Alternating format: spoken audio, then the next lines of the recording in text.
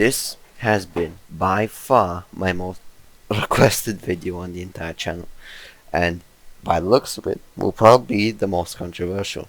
In this video, I'm going to be addressing some of the more bizarre claims made by Death Battle's MacGrath versus Alex Mercer Death Battle. Now, fair warning, a lot of the stuff that is actually said in the video is correct. It's just that there are a few mistakes that I do feel like should be pointed out based on what I know. And a few more things before we start. My predictions were actually wrong. My only prediction that was correct about the death battle itself was that Cole was gonna win, and he didn't win quite easily. In fact, he won rather barely. And for that, I will graciously accept my L. I have no problems of being confirmed to be wrong with that, and I won't be making any jokes about death battle, since I want to keep it as serious as possible, as this was actually not better than what I initially expected. And generate force fields like Shadow the Hedgehog. But these aren't just force fields. They literally convert any matter they touch into energy that coal absorbs. This is a common myth, very common in fact, and very old. Seeing Death Battle use this myth is not actually all that surprising, as this myth has been pervaded on the power scaling community for no small amount of time. Coal does not convert mass to energy. He converts the damage that was taken into energy. In Infamous 2, this is again the same story. I have checked every single possible thing I can check.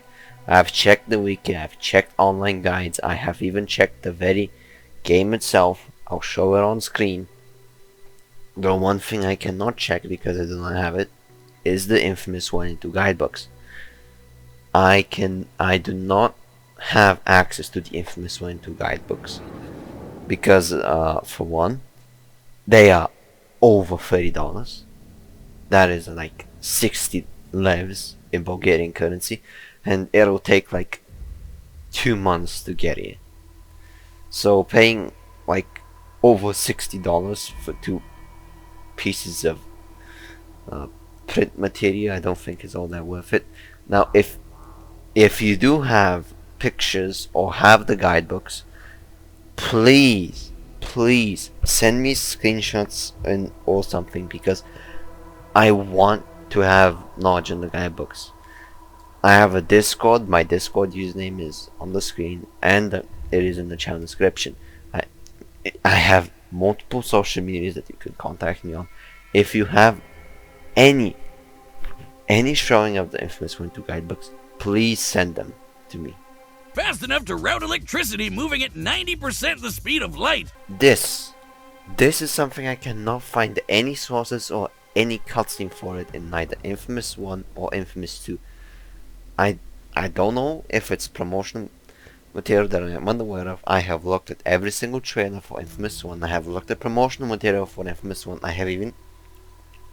have even looked at PlayStation All-Stars footage of Infamous Cold trailer.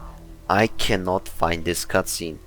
I have looked everywhere I can. I cannot find it. Maybe it's in the comics, maybe it's in some advertisement, but I have not seen it in Infamous 1. I've played Infamous 2 5,000 times. I've looked at every single Infamous cutscene at least like 2 times by now to make sure I'm not hallucinating or something. I cannot find this cutscene. And actually, the statement of speed of the electricity moving at like 90% the speed of light if it's traveling for a while, the speed is not actually that consistent. It's actually more 60 through 80 a lot of the time, which will come up a bit later in the video, which you will see. But again, that there's not a lot of consistency in the speed of electricity traveling through wires, at least based on my research. With this virus, altering their biology at the molecular level in seconds and giving him complete control over their actions. Something I would like to add is that the blacklight virus as well can actually mix and match generic traits into singular super effective forms as well. This isn't something that's wrong with the video, we just felt like including it because Death.Battle forgot to mention it. Peter Randal, a 69-year-old man whose entire history Alex processed in just 11 seconds. Being able to condense that much information into that time frame means Alex can perceive events happening within 5 nanoseconds. This statement is actually partially incorrect. It's actually off by 1 digit. General Randal is not 69 years old. General Randal is actually 70 years old. Alex can shapeshift his body at will, creating disguises, increasing his muscle mass. Another thing Death.Battle actually neglected to mention was actually muscle mass's ability to double or triple Alex's strength, and that is just on its first and second upgrade. Muscle mass alone actually doubles Alex's strength overall. This isn't like just like his punches, this is like his actual just strength being doubled and tripled. So like muscle mass is actually like has a bit more abilities and stuff than what Death.Battle actually mentioned. Not a part of the video, just felt like adding it. Alex reaches critical mass and can unleash his evil slop in powerful ultimate attacks. Like the Tendril Barrage Devastator! Oh, it's beautiful! This is only one of the notes in the video, but I do think this should be mentioned. Death.Battle stated that Alex's biomass does decrease and whenever he uses a Devastator, which in lore doesn't make a lot of sense. It's more akin to a gameplay feature, since it doesn't make a lot of sense realistically speaking for Alex to lose biomass or critical mass whenever he performs a Devastator in Prototype 1 at least, since whenever he uses a Devastator in Prototype 1, all the biomass that was previously ejected out immediately returns back to Alex's body. This is seen in all Devastators, regardless of what they are, every single Devastator, mark my words, does indeed give Alex's biomass back into his body. His biomass does not stay on the floor, it does not turn to anything, it goes back into his body. This is most assuredly a gameplay feature to just make sure it doesn't become an easy win button or an exploit. Despite being seen as the world's most wanted terrorist, this is actually a big nitpick, but Alex is not stated to be the world's most wanted terrorist. He is actually stated to be the US's most wanted terrorist. I know it's a very small detail, but he wasn't stated the world's most wanted terrorist. It was on the US's most wanted terrorist. he recklessly unleashed it upon the city. What a petty SOB! And Alex didn't release it recklessly, he used it as a safeguard or as something as a hostage type of way. As an anchor, I guess you could say, to make sure he wasn't incarcerated or caught in any way, shape or form. He used it more as a lever to make sure his freedom was guaranteed. His healing occurs at the cellular level, making him virtually impossible to kill so long as he keeps consuming. Something that should be actually noted is that Death.Battle kind of might make a misconception about Alex only being able to regenerate on the cellular level and only being able to regenerate whenever he consumes something, which are both incorrect. One, it is actually pretty easy to confirm that Alex's regeneration is also passive, and in fact it is quite powerful even while passive. In Prototype 2, Heller, in fact quite early on, can regenerate pretty much instantly to up to 100% incredibly quickly without any real problems. In Prototype 1 he can heal pretty much up to 40% health without any issues so long as he stays out of trouble or doesn't get hit. Again, this is all done via passive regeneration and not consumption. And on the level that Alex's regeneration operates, it doesn't operate on the cellular level alone. It's confirmed at least molecular level multiple times. One, it is stated in Prototype 2 that Alex can alter the white light on the molecular level, all of it, in all of existence, casually. It makes no sense for him not to regenerate on such a level. 2. In Prototype 1 it is stated that Alex can alter his body on the molecular level by the art designer, just after getting the claws. So, given how Death Battle themselves stated that Alex is endlessly evolving, Essentially, Alex is an ever-evolving super being, the ultimate being. and multiple statements in game even backing that up, that can be taken as a truth. So Alex's regeneration should be far higher than simple cellular level regeneration. Consumption does speed up Alex's regeneration by a lot, I am not denying that, but I don't want people to say that Alex regenerates only whenever he consumes. That is not true. But could Cole survive Alex's infection? Well, Alex would usually need to weaken an opponent to get that trick to work. That's actually not correct. Alex does not need to weaken an opponent in order to infect them. Now, Prototype 1 does state that Alex needs to beat down opponents that are physically larger than him, if I recall correct, but there is no statement of him needing to weaken someone that is near equal in strength to him. The only thing that can kinda add to this is maybe just, again, a gameplay feature, since we see in Prototype 1 that whenever he kills something, he can auto-consume, which I've seen a misconception about that as well, that Alex cannot consume dead things. That is a half-truth. Well, mostly true. Alex can consume things that are very, very, very early into the stages of death. By that I mean mere seconds into death.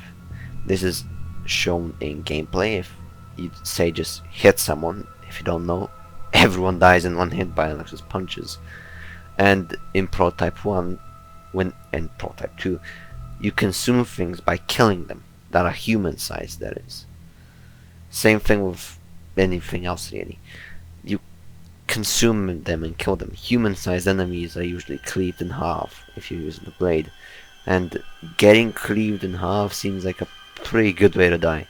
Some are sized up vertically, and Alex does indeed consume them despite the fact that technically already dead.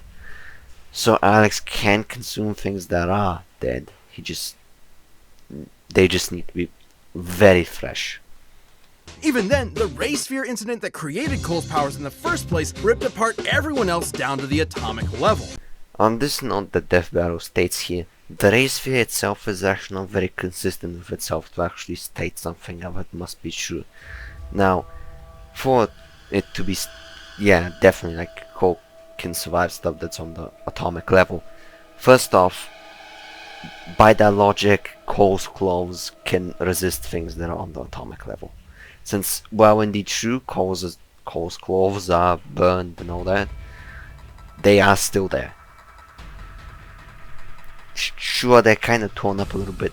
He even has hair, if I recall correctly. And the ground underneath Cole as well was fine. John White was actually killed by a Raysphere going wrong, as Cole himself does indeed state. Now, as well, the Raysphere in that moment actually created a vortex of energy, which we did not see in any other instance of the Raysphere being activated. So to state that what should apply to John, what applies to John should as well apply to Nyx, Butch, Rand, and Cole as well, is an incredibly fickle role to go down. Hell, maybe even Zeke. Since Zeke actually activated the Raysphere, nothing went wrong. And the Beast's attacks were capable of the same thing. That is never stated. It is never stated that the Beast's attacks can destroy on the atomic level. It is only stated that he can regenerate on the atomic level, possibly. It is never, mark my words, never stated in Infamous 2 that the Beast can destroy on the atomic level. That is simply not true. The only statement of it being on the atomic level is the Beast's regeneration. Sure, Alex could have potentially consumed Cole's biomass to give himself an edge, but Cole could just do the same thing to Alex, absorbing his bioelectricity to power himself back up. This is an incredibly strange argument to make, because in every single instance we have a bio-leech. It is mainly on human enemies and not on, I guess you could say, monster-like enemies. We have nothing that's shown of the Devourers, the Ravagers. We have no statements or even showings of them being able to be biologed. If anything, we have the opposite, because They can touch Cole, they can smack him, they can pin him down, they can do everything, and Cole cannot biology them. And in every single instance of biology, we still have him only still being shown to need to get into a physical altercation via needing to put his hand on their skull. But in every single instance that he needs to be in a physical altercation, and the gap in physical strength between Alex and Cole is massively in Alex's favor, and I doubt I need to explain why. Speaking of the beast, Cole's ability to disintegrate it at the atomic level meant that even Alex's crazy molecular regeneration couldn't stand up to Cole's might. This one I have no clue about. There is no statement about Cole being able to destroy the beast on the atomic level. The only thing that I guess you can state is close is what Death Battle showed with the RFI. But to use the RFI, it is incredibly specific. For one, you have to be a conduit in order to be killed by the RFI. And if the beast was destroyed on the atomic level, why wasn't Cole destroyed on the atomic level as well?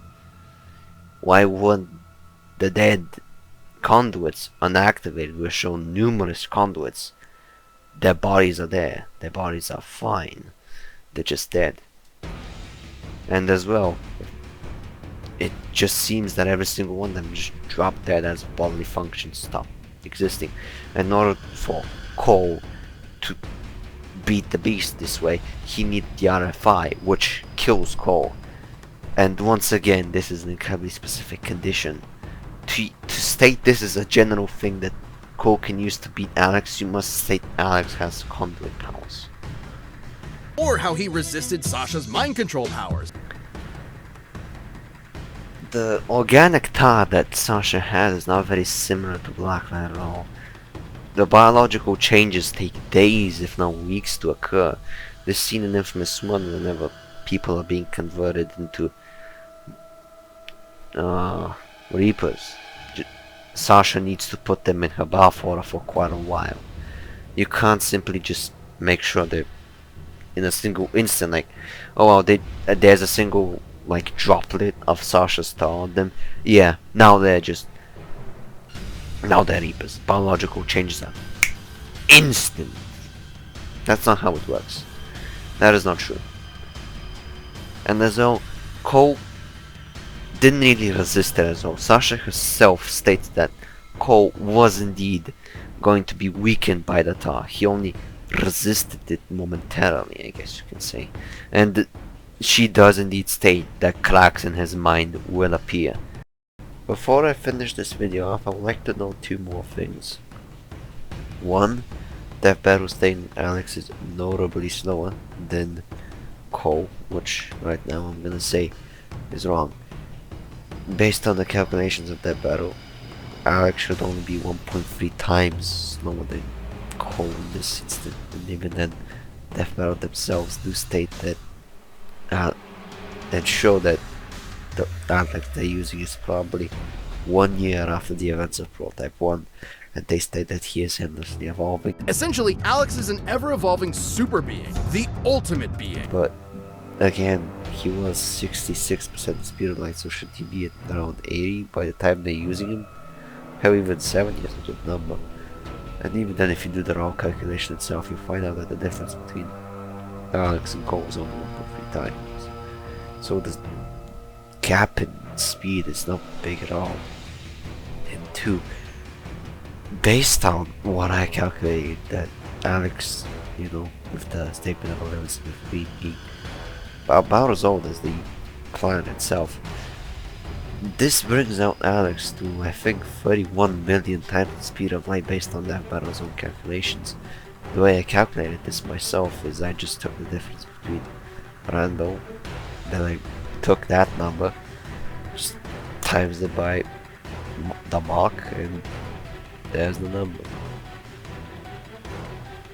And the gap in speed is in this instance massively in Alex's favor, and in the mind this was probably mid-game Alex, so the gap in speed should be again in Alex's favor.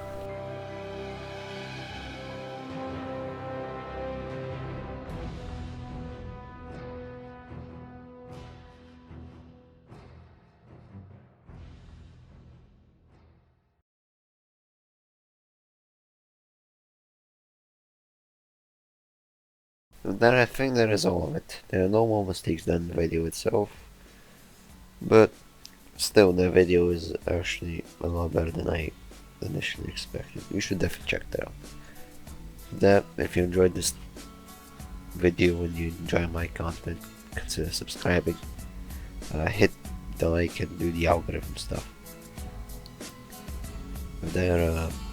All my music is in the description, all my sources are in the description, and again, please, if you have the infamous winter guidebooks, please contact me. I'm thirsty, bro. Then I do hope you enjoy. Bye bye.